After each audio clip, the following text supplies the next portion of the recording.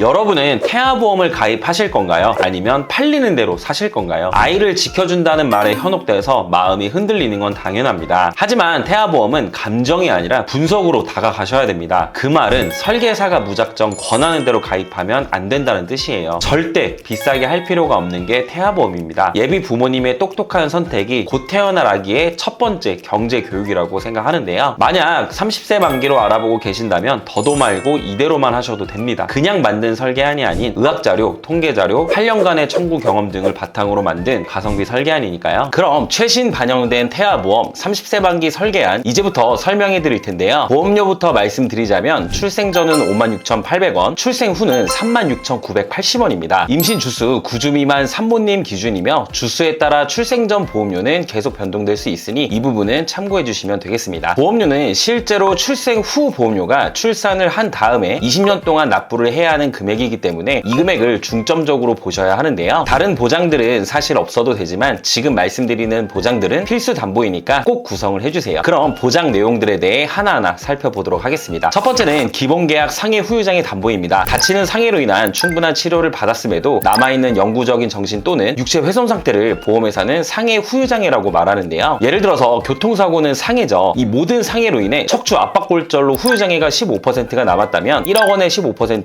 1,500만 원이 지급이 되는 구조입니다. 그리고 우리 신체 대부분이 해당이 되기 때문에 보장하는 범위도 넓고 부위별로 각각 보장하면서 반복 지급도 가능한데요. 이렇게 1억 원만 구성하셔도 충분하고 말 그대로 기본 계약이기 때문에 반드시 구성하셔야 하는 담보 중 하나입니다. 다음은 골절진단비 담보와 골절진단비 치아파절 제외 담보입니다. 팔, 다리, 손가락, 발가락은 물론 넘어져서 골절이 되거나 사탕을 먹다가 이가 부러지는 경우에도 보장을 해주고 있는데요. 아이가 놀이터에서 놀다가 다쳐서 팔에 실금이 간 경우나 사탕을 먹거나 넘어져서 이가 부러진 경우, 출생 과정에서 발생할 수 있는 쇄골 골절이 되는 경우 등 그 밖에 많은 상황에서 골절 진단비는 생각보다 다방면에서 청구가 이루어질 수 있어서 50만 원 최대 구성을 해주시는 게 좋습니다. 다음은 상해 입원 일당입니다. 다쳐서 입원하는 경우 하루에 5만 원씩 지급을 해주는 담보인데요. 어린이 상해 사고 관련해서는 뉴스에서나 미디어에서 자주 접할 수 있는데 대표적으로 교통사고도 그렇지만 어디서 떨어지거나 골절이나 화상사고 시 입원하는 경우에도 전부 포함해서 보장하고 있기 때문에 5만 원 최대로 구성을 했습니다. 다음은 상해 1호종 수술비 담보입니다. 작은 수술부터 큰 수술까지 차등 지급해주는 수술비예요. 교통사고 등으로 크게 다쳐서 머리나 가슴, 배 등을 개복해야 하는 큰 수술을 할 땐 비용이 상대적으로 많이 나올 수 있어서 여기서 상해 1호종 수술비를 구성해서 큰 수술했을 땐 1,000만 원이 보장될 수 있게끔 상해 1호종 수술비를 구성했습니다. 이 담보만 있으면 골절 수술비나 화상 수술비 같은 담보들은 중복되기 때문에 굳이 안 하셔도 괜찮습니다. 다음은 질병 후유장애 담보입니다. 상해와 반대로 아팠을 때 치료를 받았음에도 영구적인 정신 혹은 육체의 후유증이 남았을 때 보장해주는 담보인데요. 상해 후유장애와 마찬가지로 머리부터 발끝까지 보장 범위가 넓다는 게 큰 특징입니다. 후천적인 장애도 보장되지만 선천적인 뇌성마비나 다운증후군, 사지결손 등의 장애까지 보장을 해주는데요. 그 밖에도 눈, 청력, 씹어먹거나 말하는 장애, 척추기형, 팔, 다리, 신경계, 정신행동장애 등등 정말 폭넓게 보장을 해주고 있어요. 신생아의 경우 아주 작은 질병에도 후유증이나 합병증이 크게 올 수도 있는 부분이라서 필수 특약이라고 생각을 합니다. 다음은 암 관련된 보장입니다. 아마 태아보험에서 가장 경제적으로 리스크가 큰 질환을 꼽는다면 단연 백혈병과 같은 소아암을 꼽을 수 있는데요. 우리가 보험을 가입하는 이유도 이런 위험 리스크를 대비하는 게 주 목적인데 저는 암 관련된 보장을 어떻게 구성을 했는지 말씀드리겠습니다. 암 진단비는 1억, 다발성 소암 진단비 5천만 원, 재진단암은 2천만 원 이렇게 구성을 했는데요. 일반암 1억 원을 메인으로 다발성 소아암 진단비는 서브로 5천만 원을 구성했습니다. 통계 자료를 살펴봐도 우리나라 0세부터 14세까지 암 발병 순위는 1위가 백혈병, 2위가 림프종, 3위가 뇌 및 중추신경계인데요. 1위부터 3위까지 전부 보장되는 다발성 소아암을 서브로 구성을 한 거고요. 일반암 1억 원에서는 위 3개를 포함한 보장 범위가 가장 넓은 암을 1억 원 메인으로 설정했다고 생각을 해주시면 될 것 같습니다. 여기서 급성 림프 모구 백혈병은 평균 3년이라는 장기간 치료를 필요로 할 수 있기 때문에 2년이나 재발이나 지소감 등을 보장해주는 재진단암까지 추가로 구성을 했습니다. 다음은 유사암 진단비인데요. 기타 피부암, 갑상선암, 제자리암, 경계성 종양 총 4가지에 대해서 보장이 되는데 2020년 국가암정보센터에 따르면 특히 갑상선암은 15세부터 64세까지 발병률이 가장 높은 암이고요. 일반암에서는 이 4가지가 제외되기 때문에 최대 금액 2천만 원으로 준비를 했습니다. 다음은 뇌졸중과 뇌혈관 질환 담보입니다. 뇌질환 관련해서는 사실 뇌혈관 질환 담보 하나만 구성하셔도 그 안에 뇌졸중도 포함되어 있기 때문에 뇌혈관 질환 하나만 있어도 큰 문제는 없어요. 그렇지만 태아보험에서 뇌졸중도 굳이 구성을 한 이유는 이유는 출생 과정에서 발생할 수 있는 신생아 뇌출혈 대비 때문입니다. 이 신생아 뇌출혈이 발생했을 때 뇌혈관, 뇌졸중 가입 금액의 20%만 보장을 해주고 있기 때문에 뇌졸중도 같이 구성해서 각각 400만 원씩 총 800만 원을 중복 보장받을 수 있도록 구성을 해주셔야 돼요. 간혹가다 뇌혈관 1, 2로 구성하시는 분들도 계시는데 이 뇌혈관 1, 2로 구성을 하게 되면 신생아 뇌출혈에 대해선 400만 원만 보장이 되고 명칭은 뇌혈관 질환 1, 2지만 뇌혈관 질환 안에 해당하는 질병을 2번 보장하는 게 아니라 보장하는 범위를 반반 나눠놓은 구조거든요. 그래서 뇌혈관 뇌졸중 보장 범위와 뇌혈관 1, 2 보장 범위는 동일하다고 생각해 주시면 될 것 같습니다. 다음은 허혈심장질환 담보인데요. 태아보험에서 심장혈관 진단비는 대표적으로 협심증과 급성심근경색을 보장해주는 허혈심장질환과 여기에 부정맥과 심부전 등도 보장해주는 심혈관 질환이 있어요. 각자 보장하는 내용을 자세히 살펴보면 허혈심장질환은 I20에서 I25까지 포함하고 있고 심혈관 질환은 I20에서 I25, 즉 허혈성도 포함해서 I47, I48, I49, I50을 추가로 더 보장을 해주는 담보입니다. 그럼 심혈관은 허혈성보다는 보장 범위가 더 넓다는 뜻인데 범위가 넓으니까 꼭 심혈관으로 넣어야 하는 건지 통계 자료를 보면서 설명을 드려볼게요. 2023년도 통계 자료를 보면 I47에서 I50까지의 0세에서 29세까지 환자 수를 모두 더하면 27,875명이거든요. 그리고 2023년도 0세에서 29세까지의 총 인구수는 1,441만 명입니다. 이걸 퍼센테이지로 계산해서 소수점은 반올림해서 말씀드리자면 30세 이전까지 발병률이 약 0.2% 정도밖에 안 되기 때문에 30세 만기로 심혈관을 대비하기엔 발병률이 굉장히 낮다고 볼 수 있을 것 같아요. 그래서 가족력이 있는 분들은 심혈관으로 구성하셔도 괜찮지만 반대로 가족력이 특별히 없다면 굳이 비싼 보험료를 납부하면서 심혈관으로 꼭 안 하셔도 될 것 같아요. 저는 개인적으로는 허혈성으로만 하셔도 충분하다고 생각합니다. 다음은 뇌성마비 진단 담보예요. 뇌성마비는 출생 전, 출생 시, 출생 후에 뇌가 미성숙한 시기에 뇌에 발생하는 운동 기능 장애를 총칭한다고 해요. 뇌성마비에 대해 제 경험담을 말씀드리자면요. 이 뇌성마비의 진단을 받으면 초기 치료에 집중을 해야 되기 때문에 부모님의 적극적인 보살핌이 필요하다고 하더라고요. 그래서 부모님이 맞벌이를 하셨던 분들이라면 한 분은 경제활동을 중단하기도 하기 때문에 뇌성마비는 넉넉하게 해주셔도 괜찮습니다. 해당 설계에는 500만 원 정도로 구성해드렸습니다. 본 광고는 심의 기준을 준수하였으며 유효기간은 심의일로부터 1년입니다. 다음은 질병 입원 일당 담보입니다. 1에서 30일까지는 만원, 1에서 180일까지는 5만원으로 총 6만원 최대 구성을 했는데요. 여기서 종합병원 1인실 담보 4만원과 상급종합병원 1인실까지 추가해서 만약 아이가 종합병원 1인실에 입원한 경우엔 하루 최대 10만원이, 상급종합병원 1인실에 입원했을 땐 하루 최대 30만원씩 나오도록 구성을 했는데요. 여러분도 잘 아시겠지만 신생아들은 고열이나 장염, 구토 등과 같은 작은 질병에도 입원을 하는 경우가 빈번하게 발생할 수 있어서 입원 일당은 이처럼 탄탄하게 구성을 해주셔야 합니다. 일반 병실은 물론 실비에서도 보장을 해주고 있지만 상급 병실의 경우 일반 병실과의 차액 50%만 보장이 되고 하루 최대 한도가 10만원 밖에 되질 않아요. 서울에 있는 큰 병원은 상급 병실 비용이 대부분